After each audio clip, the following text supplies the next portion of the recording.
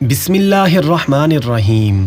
اللہ کے نام سے شروع جو بڑا مہربان نہایت رحم والا۔ پیارے دوستو، یہ سال 1946 کی ابتدا تھی۔ فلسطین کے غرب اردن کے علاقے میں کچھ چرواہے اپنی بکریاں چرا رہے تھے۔ پاس میں قمران تہذیب کا علاقہ تھا جہاں پر کچھ غاریں بھی تھیں۔ چرواہوں نے وقت گزارنے کے لیے آس پاس پتھر پھینکنا شروع کر دیے۔ ان میں سے ایک پتھر کھائی میں موجود ایک غار کے اندر چلا گیا، جہاں سے ایک تیز آواز آئی جیسا کہ غار کے اندر کچھ ٹوٹ گیا ہو۔ چرواہے جب غار کے اندر گئے تو انہیں قدیم زمانے کے کچھ مٹی کے برتن ملے جن کے اندر ہزاروں سال پرانی اسکرپٹ اور تحریریں موجود تھیں جو چمڑے اور کاغذوں پر لکھی ہوئی تھیں۔ آس پاس کے علاقوں کو جب آرکولوجسٹ نے تلاش کیا تو وہاں پر 900 قدیم تختیاں پائی گئیں جنہیں آج کے اس زمانے میں بک آف ہنوک کہتے ہیں۔ پیارے دوستو، یہ کتاب تاریخ انسانی کی عجیب و غریب اور بالکل الگ کہانی بیان کرتی ہے جس میں طوفان نوح تک کی انسانی تاریخ لکھی ہے اور جن میں ایک خاص طرح کی مخلوقات کا ذکر بھی موجود ہے۔ یہ کتاب آخر کس نبی پر اترا ہوا صحیفہ تھی اور اسے بائبل سے کیوں الگ کیا گیا؟ پیارے دوستو، ویڈیو کو لائک اور چینل کو ضرور سبسکرائب کریں۔ پیارے دوستو، انسانیت کی ابتدا سے ہی اللہ رب العزت نے اس زمین پر انسانوں کی رشد و ہدایت کے لیے کم و بیش 1,24,000 پیغمبروں کو مبعوث فرمایا۔ ان میں سے کچھ پیغمبروں پر کتابیں اور کچھ پر صحیفے نازل ہوئے جن میں توریت، انجیل اور زبور شامل ہیں، جنہیں آج بائبل کے نام سے ایک جگہ جمع کر دیا گیا ہے۔ ان میں اللہ رب العزت کا فرمان، پیغمبروں کے اقوال، تاریخ اور مناجات لکھی ہوئی ہیں۔ لیکن ایک آسمانی کتاب ایسی بھی ہے جس میں پر اسرار اور حیرت انگیز باتیں لکھی ہوئی ہیں جو شاید دنیا کی کسی بھی آسمانی کتاب میں نہیں ملتی۔ یہی وجہ ہے کہ بائبل کے علماء نے اس کتاب کو اور اس کی آیتوں کو بائبل سے الگ کر دیا ہے۔ اس کتاب کا نام کتاب ہنوک یعنی کہ بک آف اینوک ہے۔ یہ کتاب اینوک یا پیغمبر ہنوک پر نازل ہوئی تھی جنہیں اسلام میں حضرت ادریس علیہ السلام کے نام سے ذکر کیا جاتا ہے۔ حضرت ادریس علیہ السلام اللہ رب العزت کے تیسرے نبی تھے جو کہ حضرت آدم علیہ السلام اور حضرت شیس علیہ السلام کے بعد نبوت کے جلیل القدر منصب پر فائز ہوئے۔ پیارے دوستو، مؤرخین نے لکھا ہے کہ آپ علیہ السلام کی پیدائش بابل یعنی کہ عراق یا مصر کے علاقے منس میں ہوئی تھی۔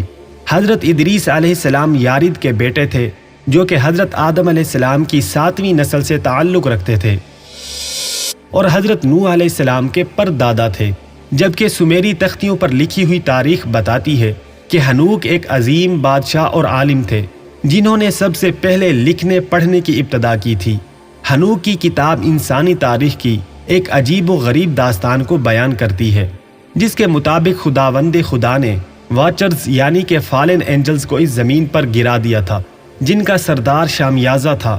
یہ ہزاروں سال پہلے کی بات تھی کہ وہ اپنے 199 ساتھیوں کے ساتھ کوہ ہرمن پر اترا اور انہوں نے یہ عہد کیا کہ ہم انسانوں کی بیٹیوں سے جنسی تعلقات قائم کریں گے۔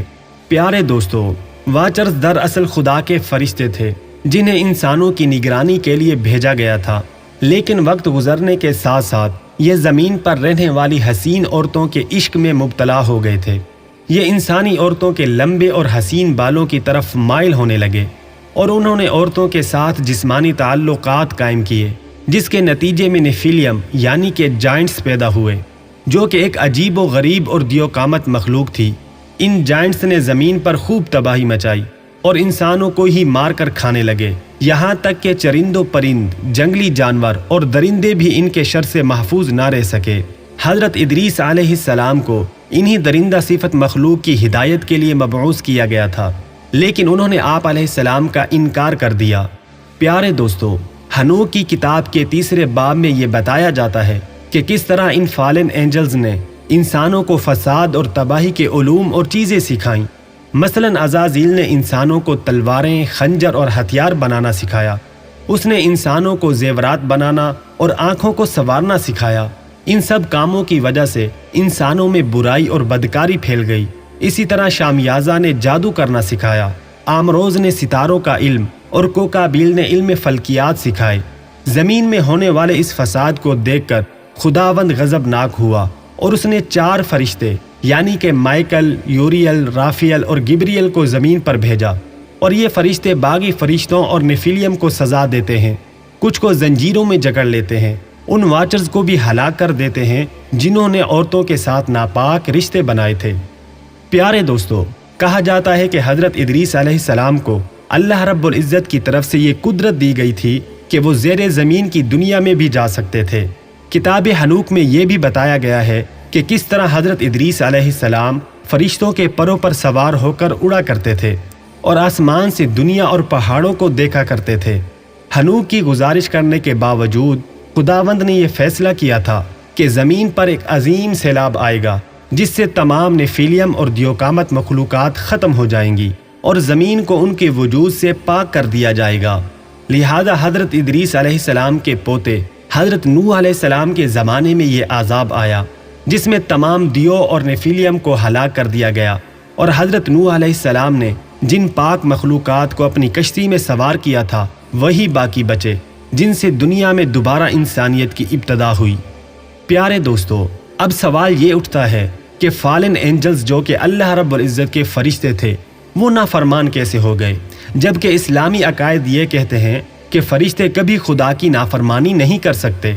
दरअसल यहूदियत और नसरानियत के मुताबिक फ़रिश्ते भी नाफरमानी कर सकते हैं, जो कि एक बातिल अकीदा है। लिहाजा गुमान किया जाता है कि फ़ालन एंजल्स कोई फ़रिश्ते नहीं बल्कि जिन थे जिन्हें नाफरमानी के सबब इस ज़मीन पर गिरा दिया था और जिन्हें अहले किताब ने फ़रिश्ता बनाकर पेश कर दिया। जबकि दूसरा नज़रिया ये बयान किया जाता है कि वो वाचर्स कोई आसमानी मखलूक थी, जैसा कि हज़ारों साल पुरानी कदीम सुमेरी तहजीब की तख्तियों में भी उन वाचर्स का जिक्र मिलता है जिन्हें सुमेरी अक़वाम अनुनाकी का नाम दिया करती थी। उन तख्तियों के मुताबिक अनुनाकी आसमान से इस ज़मीन पर आए थे और ये इंसानों से टेक्नोलॉजी के एतबार से काफ़ी तरक्की याफ्ता थे, जिन्होंने इंसानियत को कई उलूम और टेक्निक सिखाई, लेकिन उन्होंने जब ज़मीन पर फसाद मचाया तो उन्हें भी हलाक कर दिया गया। प्यारे दोस्तों, मुमकिन है कि वो वाचर्स या अनुनाकी किसी सियारे से इस ज़मीन पर आए थे और जिनकी तरफ हज़रत इदरीस अलैहिस्सलाम को भेजा गया था, लेकिन जब उन्होंने आप अलैहिस्सलाम का इनकार किया तो उन्हें ज़मीन के अंदर कैद कर दिया गया और उनकी नापाक नस्लों और औलादों का तूफ़ान नूह के ज़रिए सफाया किया गया। प्यारे दोस्तों, वीडियो को लाइक और चैनल को ज़रूर सब्सक्राइब करें। मिलते हैं अगली वीडियो में, तब तक के लिए अल्लाह हाफिज़। अस्सलामु अलैकुम वरहमतुल्लाहि वबरकातुहू।